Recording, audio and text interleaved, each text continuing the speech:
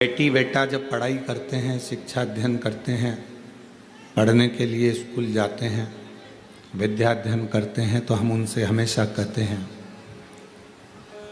कि अपनी शिक्षा को अपना लक्ष्य मानो। कोई नौकरी आप पाना चाहते हैं, कोई सर्विस आप पाना चाहते हैं, तो उसको अपना लक्ष्य बना लो।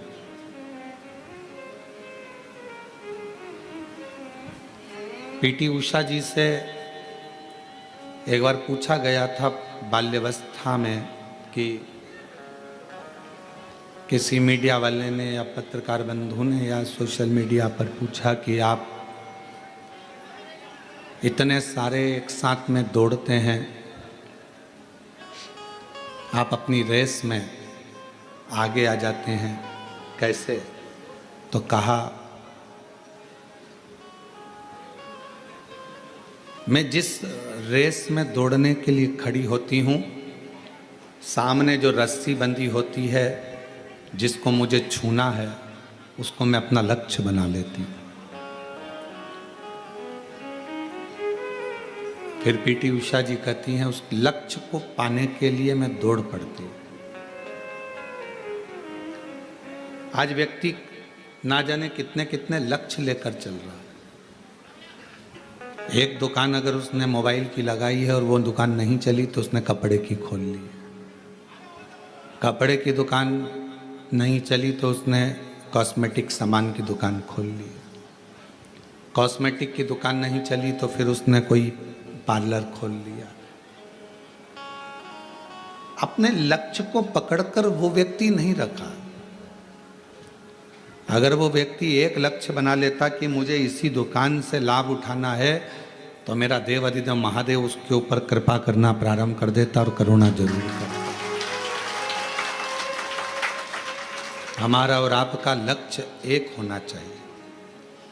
हम लक्ष्य से दूर हट जाते हैं। थोड़ा समय हम सोचते हैं कि ऐसा कर लें, थोड़े समय वैसा कर लें। आप में से भी कई शिव भक्त जो ऑनलाइन कथा श्रवण कर रहे हैं, कई भक्त जो कथा को श्रवण कर रहे हैं, आप और हम में भी कई लोग ऐसे बैठे हैं या टीवी के सामने कथा सुनने बैठे हुए हैं या मोबाइल पर सुन रहे हैं कि थोड़े समय तो हम शिव जी का भजन कर लेते हैं, थोड़े समय हम देवी जी का भजन कर लेते हैं, थोड़े समय हम अन्य देवता का भजन कर लेते हैं, और जब हमारे देवताओं से कार्य नहीं होता तो हम दूसरे धर्म के दूसरे देवताओं के पास चले जाते हैं। क्यों जाना?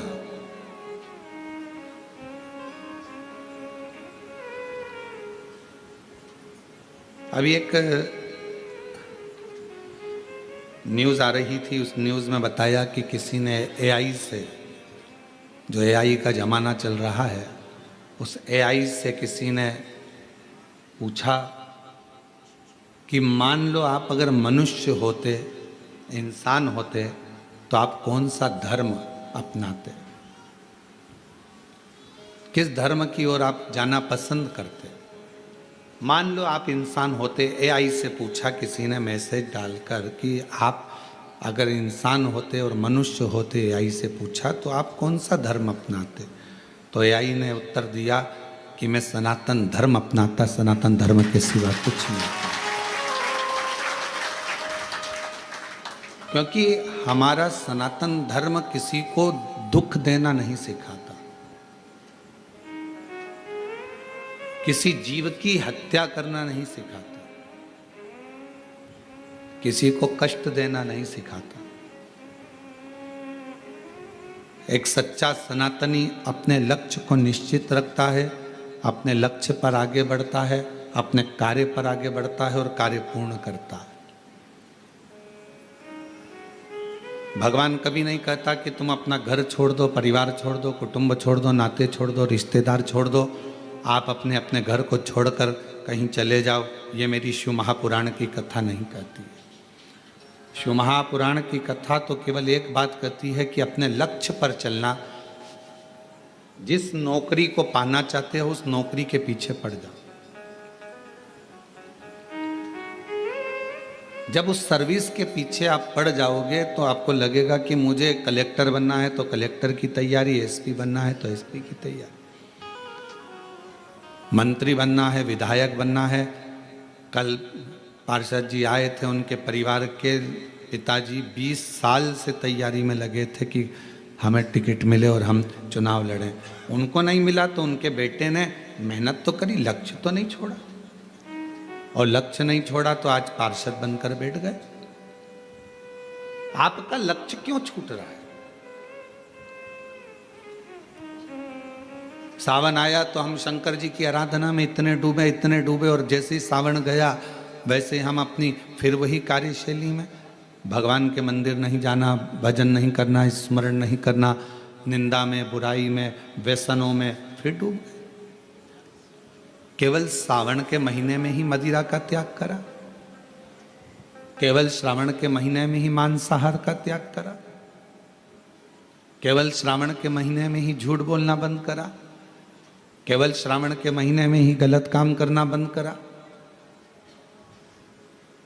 हमारा जैसा क्रम है, आज हम सावन के महीने से नियम उठा लें कि हम व्यसनों से दूर रहें, हम मदिरा से दूर रहें, मांस से दूर रहें, गलत विचारों से, गलत सोच से हम दूर रहें। कोई गलत बात लिख रहा है तो उस पर गलत कमेंट्स ना करें, कोई गलत बोल रहा है तो हम उस पर गलत विचार ना करें। घर में आप लोगों का जो घर है, घर के अंदर खिड़की है क्या? जम के तो बोलो, सबके घर में खिड़की है। अच्छा, खिड़की काय के लिए बनाई है? हवा के लिए, प्रकाश के लिए। आप में से किसी ने भी खिड़की चोर को घर में बुलाने के लिए बनाई क्या? पर चोर खिड़की देखता है आने के लिए। आपने खिड़की बनाई थी प्रकाश के लिए, आपने खिड़की बनाई थी हवा के लिए, और खिड़की आप लोगों ने चोर के लिए या चोट्टे के लिए नहीं बनाई। पर चोर उसी खिड़की में से प्रवेश कर रहा है। दरवाजा मजबूत होता है, खिड़की हल्की होती है, तो उसको तोड़ने में उसको देरी नहीं लगती, उसमें से प्रवेश कर जाता है खिड़की में से। अब आपने खिड़की बनाई प्रकाश के लिए, आपने खिड़की बनाई हवा के लिए, और चोर प्रवेश कर रहा है उसी खिड़की में से। चोर के लिए वो खिड़की थोड़ी ना बनाई गई है, चोटे के लिए ऐसी खिड़की का निर्माण थोड़ी ना करा गया, ये तो प्रकाश के लिए करा, हवा के लिए करा। उसी तरह भगवान ने ये कान काय के लिए दिया, ये खिड़की काय के लिए बनाई? भगवान ने खिड़की बनाई कि भगवत भजन करना, अच्छी बातें सुनना, अच्छा काम करना, ज्ञान का प्रकाश लेना, अच्छी हवा लेना।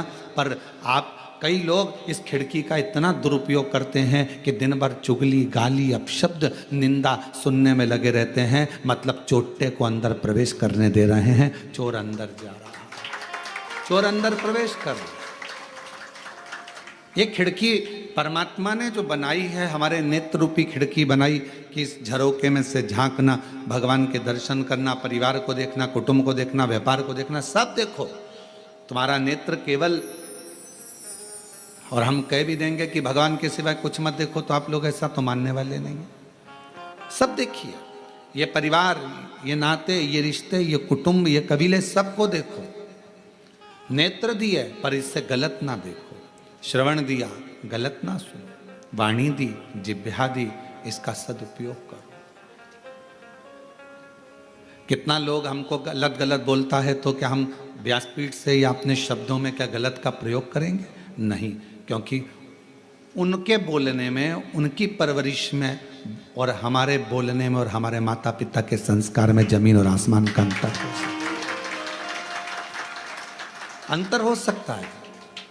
जिस पिता ने चने का ठेला लगाकर अपनी औलाद को पाला हो, जिस माँ ने साड़ी में फाल लगाकर दूसरे के घर काम कर कर भोजन बनाकर पाला हो, वो माँ और वो बाप अपने बच्चे को कभी गलत संस्कार नहीं दे सकता, गलत विचार नहीं दे सकता, गलत बोलना नहीं सिखाता। संस्कार बताएंगे आपके घर के एक आनंद के विषय को। आप श्रेष्ठता का जीवन तो जियो। श्रवण आपकी, भगवान ने जो खिड़की दी है, इस कान का प्रयोग कथा में, सत्संग में, या अपने परिवार के अच्छे शब्दों को सुनने में लगाओ। क्यों अपना समय अपन व्यर्थ निंदा को दें? उसने ऐसा कर दिया, उसने वैसा बोल दिया, उसने गलत कर दिया, उसने ऐसा कर दिया। हम गलत सोचने में, गलत विचारने में, गलत सुनने में अपने पूरे जीवन को लगा रहे। करो मेहनत, एक एक पल का वो जवाब लेता है। आज नहीं तो कल लेता है, पर जवाब जरूर लेता है। लेता है, एक एक पल का जवाब लेगा, एक एक हिसाब लेगा। ईमानदारी से बोलना, तुम अपने बेटे को 100 रुपये देकर बाजार भेजती हो, जा कोरबा में चले जा, बाजार से एक सर्फ की थैली लेकर आना, 10 रुपये का एक साबुन लाना, 20 रुपये की सर्फ की थैली लेकर आना, जा बाजार और सुन 10 रुपये का एक बिस्कुट का पैकेट ले आना। बेटा गया 100 रुपये लेकर मार्केट में घूमा, सामान लेकर आया। आने के बाद आपने उससे हिसाब लिया कि नहीं लिया? बोलो तो जम के, लिया ना हिसाब? कितने का लाया बेटा? सर्फ कितने का आया बेटा? साबुन कितने का आया? ये बिस्कुट का 2 पैकेट क्यों लेकर आ गया? मम्मी 5-5 रुपए के थे इसलिए लेकर आ गया। तो तुमने अपने बेटे से, तो औलाद तुम्हारी है, बेटा तुम्हारा है, सारी जायदाद उसकी है, फिर भी तुमने अपने बेटे से 100 रुपए का हिसाब लिया, तो वो भी तो तुम्हें पृथ्वी पर भेजा है, तो 100 साल का हिसाब लेगा कि नहीं लेगा? वो भी हिसाब लेगा कि मैंने तुझे इतना दिया था, तूने कितना लगाया, तूने क्या करा, सत्कर्म कितना करा, भजन कितना करा, अच्छा कर्म कितना करा, पुण्य कर्म कितना करा। केवल कमाया कमाया कमाया, जोड़ा जोड़ा, और आखिरी में केवल भोगा ही भोगा। इतना भोगा कि आखिरी में भगवान के सामने रो रो कर, गिड़गिड़ा कर कहता रहा कि मुझे अब माफ कर दो, अब नहीं भोगा जाता। कर्म, धन आता है, अच्छा लगता है, पर वो धन जब व्यक्ति को रुलाता है तो जिंदगी केवल एक नरक सी निकलती चली जाती। उसको सोचो, विचार, कर्म श्रेष्ठ करिएगा, अच्छे कर्म की ओर बढ़िएगा। और जब आपका कर्म श्रेष्ठ हो, जब आप अच्छे कर्म की ओर बढ़ेंगे, तो जीवन में एक आनंद की अनुभूति अपने आप होगी, अपने आप। 100 साल का हिसाब मेरा परमात्मा जरूर लेगा। 21,600 श्वास जो निकलती है, उसका एक एक हिसाब मेरा परमात्मा लेता है। 3.5 करोड़ रोम छिद्र ये मनुष्य के शरीर में है, वो रोम छिद्र का हिसाब भी लेगा। क्योंकि रोम मिलते काहे के लिए? कभी विचार करा कि मनुष्य के शरीर में इतने ये रोम, बारीक बारीक इतने रोम छिद्र होते हैं, ये क्यों मिलते हैं, किस लिए मिलते हैं, क्यों देता है परमात्मा? और केवल देवाधिदेव महादेव इन रोम छिद्रों पर भस्म को लपेट लेते हैं। कभी विचार करिए आप, कभी अकेले में सोचिए कि इतने रोम छिद्र मेरे शरीर में हैं, हाथों में हैं, मेरे शरीर पर इतने रोम छिद्र हैं, ये भगवान ने क्यों दिए? और क्यों मेरे शंकर भगवान ने शमशान की भस्म को इन रोम छिद्रों पर धारण कर लिया? किस लिए?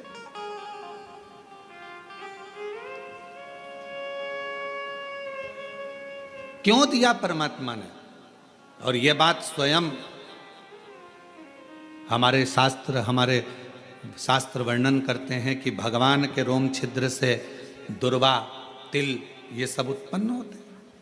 तो हमारे रोम छिद्र परमात्मा ने इतने क्यों दिए? और क्यों भगवान ने शमशान की भस्म को अपने तन पर धारण करा?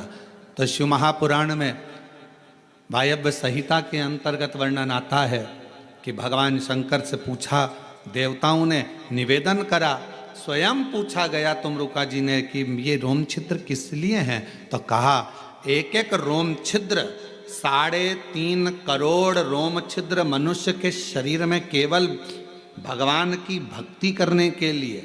मान लो आपके मुख से,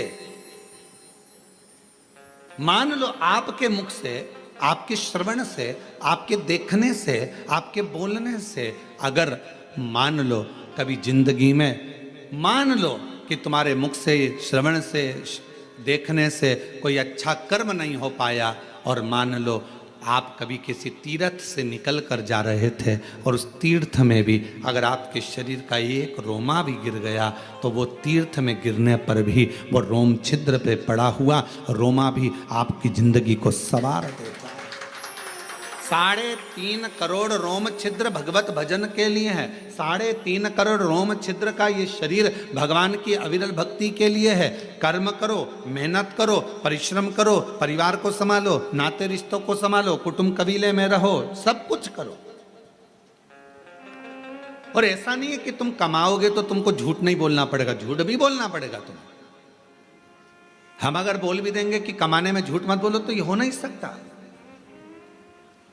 आपको कमाना है, झूठ बोलना पड़ेगा।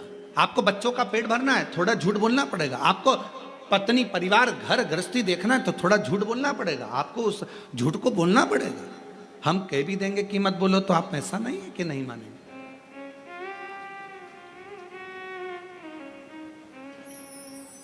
और इसका प्रसंग आज से नहीं है, त्रेता के समय से इसका प्रसंग है। जिस समय पर श्री हनुमान जी महाराज लंका को जलाकर अयोध्या में आ चुके थे, राम जी का राज्य स्थापित हो गया था, भगवान श्री राम अवध के राजा बन गए थे। हनुमान जी घूम रहे थे। कपड़े के व्यापारियों ने, कुछ लोगों ने, दुकानदारों ने, बहुत सारी दुकानें थी, सब ने रोक लिया। हनुमान जी से पूछा, तूने लंका कैसे जलाई? तुमने लंका कैसे जलाई? हनुमान जी ने कहा, मेरी पूंछ में कपड़ा बांधा, तेल डाला, आग लगाई, अंदर घुसा, जला दी। तो क्या जलाई कैसे? रोज एक ही बात पूछते, तूने लंका कैसे जलाई, कैसे जलाई? तूने कहा, आज लगाओ कपड़ा, डालो तेल, लगाओ आग, मैं जला के बताता हूं। उनने कपड़ा बांधा, तेल डाला, आग लगाई और सबकी दुकानों में घुस गए, सब स्वाहा। सारे व्यापारी भगवान राम जी के पास गए, हमारी दुकानों में आग लगा दी हनुमान जी ने। हनुमान जी को बुलाया गया, तुमने लंका में आग लगाई तो यहाँ क्यों लगाई? तो कहा, सब पूछते थे लंका कैसे जलाई, कैसे जलाई। तो कहा, लंका में जलाना था तो यहाँ क्यों जलाया? तो कहा, ये लंका से कम है क्या? 1 रुपए की चीज 10 रुपए में बेचते हैं, ये भी तो लंका है, लगा दिया। विचार करिएगा जरा। तो जहां हमारा शास्त्र करा है, अगर हम कहें आपसे कि आप झूठ ना बोलिएगा तो ऐसा हो नहीं सकता। परिवार को पालना है, बच्चों को बढ़ाना है, एजुकेशन कराना है, परिवार में सुख लेना है, आप लोग झूठ बोलेंगे? कमाने के लिए बोलना पड़ेगा, पर मना नहीं। इन झूठ में एक झूठ और शामिल करो, फिर जिंदगी में कितने ही झूठ बोल लिया आपने, वो पवित्र झूठ हो जाएंगे। इन झूठ में एक झूठ और शामिल कर लो। वो कौन सा झूठ? अगर कोई गाय माता कसाई के घर में कटने के लिए जा रही है, वहां खड़े होकर बोल दो, ये गाय मेरी है। वो झूठ आपके सारे झूठ को कल्याण कर। एक गौ माता कसाई के घर कटने जाए, वहां जाकर खड़े होकर कह दो, ये गाय मेरी है।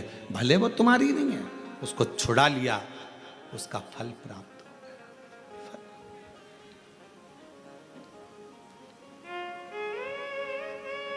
सारे झूठों पर वो झूठ आपकी पवित्रता का धारण करा देगा। पवित्रता।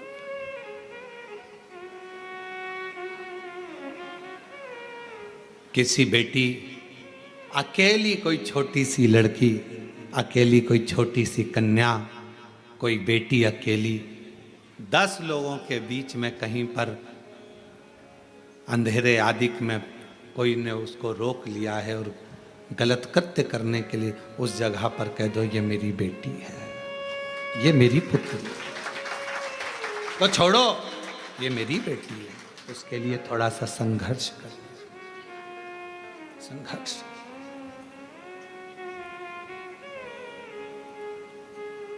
वो एक लाइन पहले लोग गुनगुनाते थे, कभी प्यासे को पानी पिलाया नहीं, बाद अमृत पिलाने से क्या फायदा। कभी गिरते हुए को उठाया नहीं, बाद आंसू बहाने से क्या फायदा। कोई कष्ट में है, तकलीफ में है, उसका स्मरण, उसका साथ अवश्य।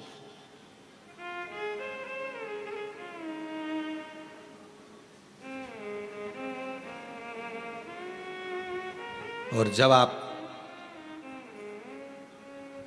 किसी का बुरा करने में कभी शामिल ना हो, बुराई में, निंदा में, चुगली में, अपशब्द में कभी आप उसमें शामिल ना हो, कभी शामिल। कभी दिल कर जाए, दुकान से फुर्सत मिले, नौकरी से फुर्सत मिले, या घर से थोड़ी देर की फुर्सत मिले, परिवार से थोड़ी देर की फुर्सत मिले, थोड़ा समय अगर मिले तो हफ्ते में, 2 दिन में, 5 दिन में एक बार शंकर भगवान के मंदिर में जाकर थोड़ी झाड़ू सेवा, सफाई करा करो। क्यों? हफ्ते में एक बार या महीने में एक बार अगर आपने नियम बना लिया तो तुम्हारी जिंदगी में जितने भी सामने दुख आने वाले हैं ना, उसको मेरा भोलेनाथ साफ करना प्रारंभ कर देगा। सफाई करो। आप दूसरे के मार्ग प्रशस्त करिए, आप दूसरे के लिए मार्ग प्रशस्त करिए, आप दूसरे के लिए मार्ग को सुलभ करिए। कितना एक प्रसंग आया है, लिंग पुराण का बड़ा सुंदर प्रसंग है राजा अम्बरीश का।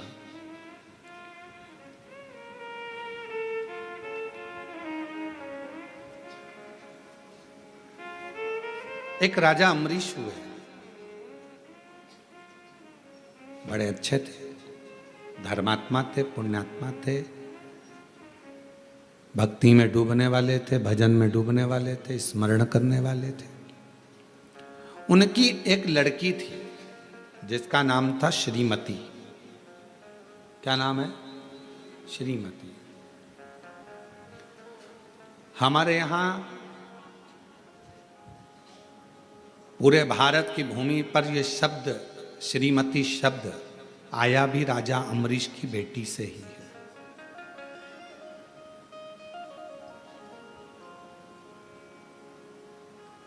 हम लोग बात बात में कह देते श्रीमती बिमला जी, श्रीमती कमला जी, श्रीमती। श्रीमती शब्द का मतलब क्या है?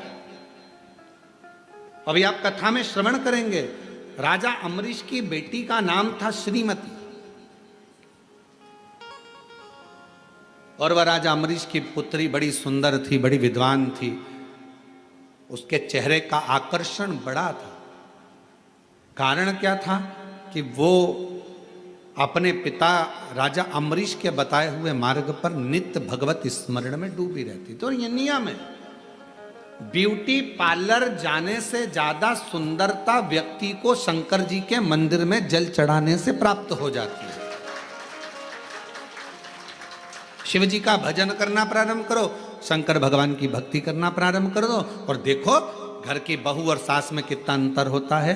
घर की बहू को त्योहार पर मालूम पड़े, तुम्हारे यहाँ कोई पर्व है और कोई पर्व पर, कोई त्यौहार पर, दिवाली है, कोई अच्छा त्यौहार आया है, कोई संक्रांति आई है, कोई रक्षाबंधन आया है, कोई उत्सव आया है, तो बहू तैयार होगी। करवा चौथ आ गई या कोई फंक्शन आ गया तो बहू तैयार हो रही है और सास तैयार हो रही है। तो बहू कहती मम्मी तुम तैयार नहीं हो रही, तो माँ सास कह देती तू तैयार हो ले, मैं तो 2 मिनट में तैयार हो जाऊंगी। और सास और बहू में यह अंतर देखिए, बहू तैयार होने गई, आधा घंटा लग गया, पौन घंटा लग गया, 1 घंटा लग गया, और सास तुरंत फिर आई, बहू मम्मी तुम तैयार नहीं हो रही, बस मैं तो 2 मिनट में हो जाऊंगी, तू तैयार हो जा। और बहू को तैयार होने में 1 घंटा 1.5 घंटा लग गया।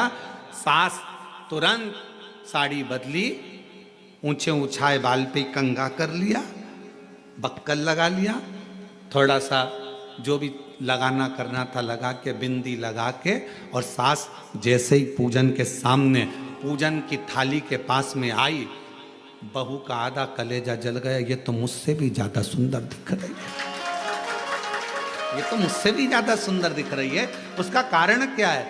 ये चमक, ये दमक, फुलवन में महक, सब कुछ सरकार तुम ही से है। सास भगवान की भक्ति इतनी करती है, भजन इतना करती है, स्मरण इतना करती है कि उसको पार्लर जाने की जरूरत नहीं पड़ती, उसकी नेचुरल सुंदरता उसके सामने प्रकट हो जाती है। शिव के प्रकाश से वो प्रकाशित हो जाती है, भगवान के प्रकाश से वो प्रकाशित हो रही। कोई बेटी है, कोई माता है, कोई भाई है, कोई नवयुवक बेटे हैं।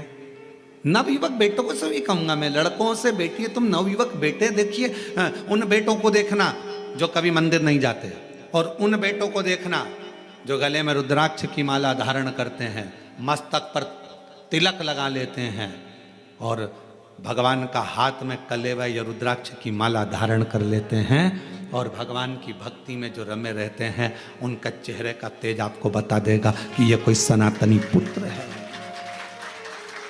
चेहरे का तेज बताएगा कि इसमें सनातन भाव कितना। भगवत भजन का स्मरण भले कुछ भी हो, वो भगवान का नाम लेता नहीं लेता, पर तन पर रुद्राक्ष तो पहना है। शिव महापुराण के वायव्य संहिता के अंतर्गत, उमाखंड के अंतर्गत, शिव महापुराण के कौमार खंड के अंतर्गत सब में एक बात मिलती है, अगर मनुष्य भगवान का भजन भी ना करता हो, मंदिर तक भी ना जाता हो, स्मरण भी ना करता हो, शिव नाम मुख से निकलता भी नहीं हो, तो भी उसके शरीर पर अगर रुद्राक्ष पड़ा है तो समझ लेना उस पर शंकर की दृष्टि पड़ी, शिव की दृष्टि, क्योंकि उसका रुद्राक्ष पड़ा है। अगर कोई मनुष्य भगवत नाम ना लेता हो, मंदिर भी ना जाता हो, भजन भी ना करता हो, और अगर मस्तक पर त्रिपुंड धारण करता है या रुद्राक्ष धारण करता है, तो वो शिव का ही पुत्र कहलाता है। ये शिव महापुराण की कथा का, ये भगवान शंकर का चरित्र करता। अब जरा विचार करिए, कोई कहते हैं अरे बताओ, कई लोग माताओं से कह देते हैं बताओ इसको देखो जरा, हाथ में रुद्राक्ष की माला पहन ली, रुद्राक्ष गले में पहन लिया, सिर पे तिलक लगा लिया, अपने आप को सावित्री समझ रही है, और मालूम पड़े मन में तो भगवान बिल्कुल भी नहीं है। कई लोग दिन भर व्हाट्सएप पर कमेंट्स भी करते हैं एक दूसरे को, बताओ इसको देखो, ये भगवान का। छोटे से बच्चा कंधे पर कावड़ लेकर जा रहा है तो लोग कमेंट्स कर देते, और कमेंट्स करने वाले कोई दूसरे नहीं होते, अपने ही होते हैं। छोटा सा बच्चा कावड़ लेकर चला तो लोग कह देंगे बताओ ये बनेगा क्या, ये ऐसा करेगा क्या, ये वैसा करेगा क्या। अरे उस बच्चे को धन्यवाद दो, तुम्हारी औलाद से अच्छा है, कम से कम सनातन धर्म की ध्वजा को तो आगे लेकर चल रहा है। जिनका बाप दिन भर बैठकर मोबाइल पर कमेंट्स करता है, गलत गलत विचार लिखता है, तो उसकी औलाद भी ऐसी ही पैदा होती है। कम से कम एक सनातनी कंधे पर कावड़ लेकर, एक सनातनी कंधे पर कावड़ धारण कर कर, एक छोटा सा बच्चा कंधे पर कावड़ धारण कर कर चल तो रहा है, और दुनिया के लोग उसको कह रहे ये कोई डॉक्टर बनेगा, ये इंजीनियर बनेगा। अरे भारत की भूमि का गौरव रहा है, अंतरिक्ष पर पहुंचने वाला भी एक सनातनी अपने मस्तक पर तिलक धारण कर कर जाता है।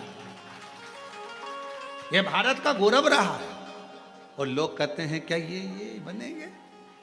महाराज शिव शिव है, शंकर शंकर है।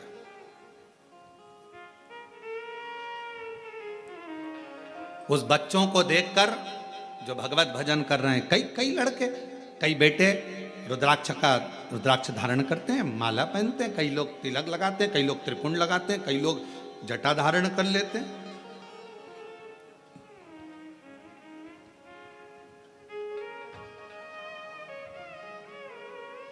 आजकल बड़ा अभी बीच में बाजार में जटाएं भी मिलने लगी है, लोग सिर में जटा धारण करते हैं, तो लोग उस पर भी बताओ इसने जटा धारण कर ली।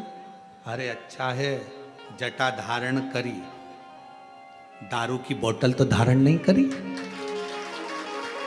अच्छा करा है ना उसने, गलत तो नहीं करा। त्रिपुंड लगाया, गलत तो नहीं करा। भगवा वस्त्र धारण करे, गलत तो नहीं करा। प्रेरणा ही दे रहा है ना वो लड़का। अगर कोई बेटी अपने भगवा वस्त्र धारण करती है, मस्तक पर तिलक लगा लेती है, चंदन धारण कर ली, तो उसने गलत क्या करा? कोई गलत तो नहीं करा। केवल पांव खींचना, केवल गलत शब्द कहना, केवल अपशब्द कहना। और मेरा बेटा बेटियों से निवेदन है, आपको कॉलेज से फुर्सत नहीं मिलती, आपको स्कूल से फुर्सत नहीं मिलती, आपको सर्विस से फुर्सत नहीं मिलती, आपको नौकरी से फुर्सत नहीं मिलती, टेंशन मत लो।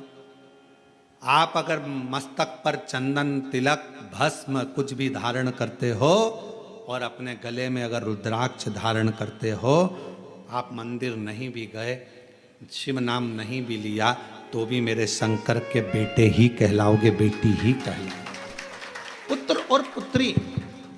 पुत्र और पुत्री ही कहलाओगे, आप शिव के बेटे ही कहलाओगे, शिव की दृष्टि रहेगी।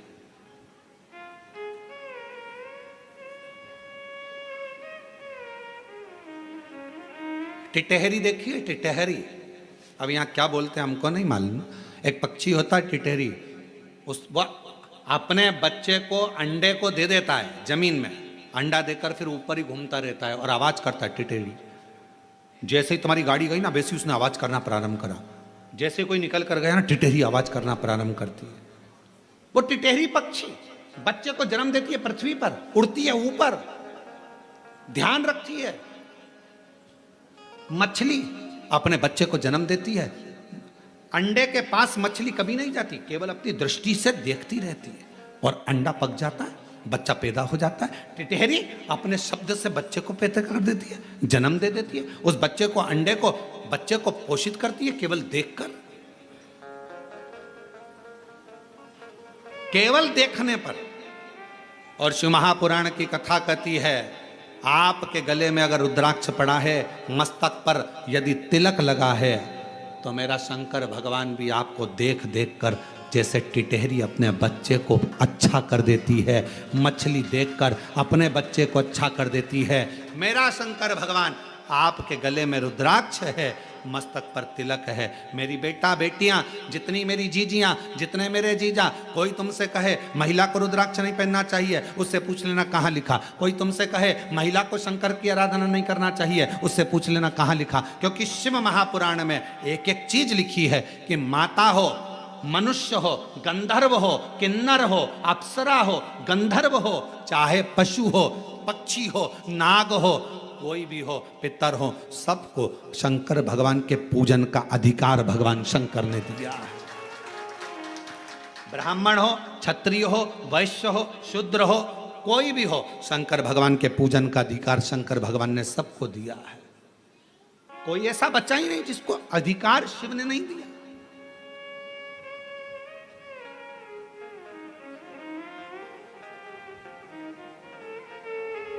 शिव पूजन का अधिकार सबको है, शंकर की भक्ति करने। इसीलिए 23 जुलाई को जो भगवान शंकर का ऑनलाइन पूजन होगा शाम को 7 बजे से 8 बजे तक, सबको अधिकार है, सब अपनी पूजन करें, सब भगवत भजन करें, सब भगवत नाम में डूबें। 1 घंटा शाम को 7 बजे से 8 बजे तक अपने पार्थिव शिवलिंग का निर्माण कर कर भगवान की अविरल भक्ति को धारण करो कि मेरे घर में मेरा कुबेरेश्वर महादेव आया है, मेरा शिव आएगा। सबको अधिकार। हम दूसरे का दोष क्यों देखें, हम दूसरे के भावों को क्यों, गलत विचारों को क्यों। राजा अम्बरीश की बेटी थी श्रीमती, जो अपने पिता के बतलाए मार्ग पर चलती थी, पिता के अनुकूल रहती थी। कभी पिताजी ने यह नहीं कहा कि तुझे भजन करना पड़ेगा, कभी पिताजी ने यह नहीं कहा कि तुझे कीर्तन करना पड़ेगा। 2 तरह की बाथरूम होती है, जो बाथरूम बनती है जिसमें अपन लोग स्नान करते हैं, 2 तरह की होती है।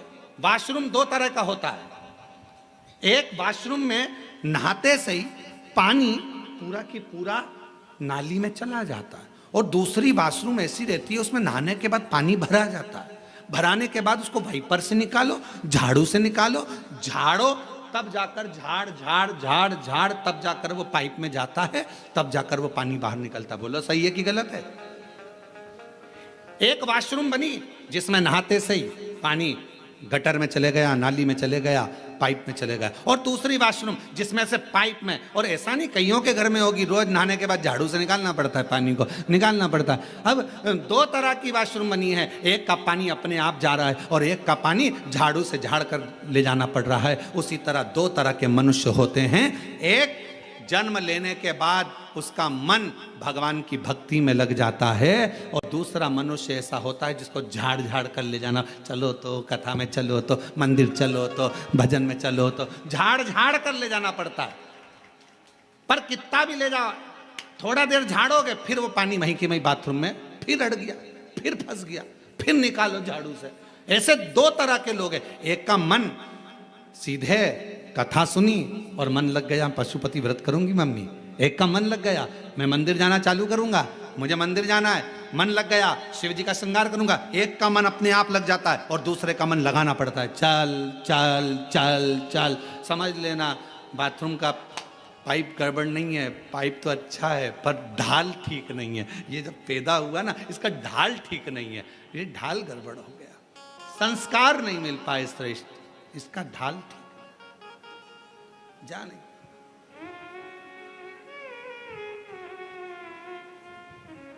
राजा अम्बरीश की बेटी थी श्रीमती। कोई ने नहीं कहा कि तू भजन करना, कोई ने नहीं कहा कि तू कीर्तन करना, कोई नहीं बोला कि तू भगवत नाम लेना। फिर भी श्रीमती भगवान की भक्ति में डूबी रहती थी, क्योंकि पिता के संस्कार थे उसके अंदर। पिता जैसा कहते, पिता के संस्कार उसके अंदर थे। वो पिता के संस्कारों में ढलती चली गई, ढलती चली गई और बढ़ती चली गई। समय आया, एक बार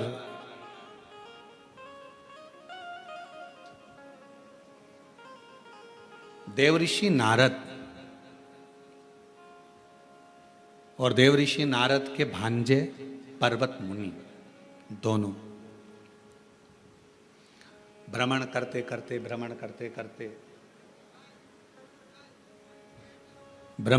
करते राजा अम्बरीश के यहां पहुंच गए। और राजा अम्बरीश के यहां पहुंचे, राजा अम्बरीश के घर पर जब पहुंचे, बैठे,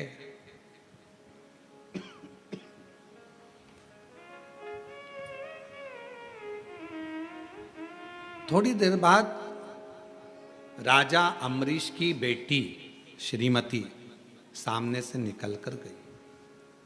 बड़ी सुंदर थी, बड़ी अलौकिक छटा थी उसकी। अभी आपको कहा कि ये स्पीकर नहीं चल रहे हैं रे, ये दोनों, बड़ी अलौकिक छटा थी उसकी। अभी आपको कहा कि भजन का जो बल हो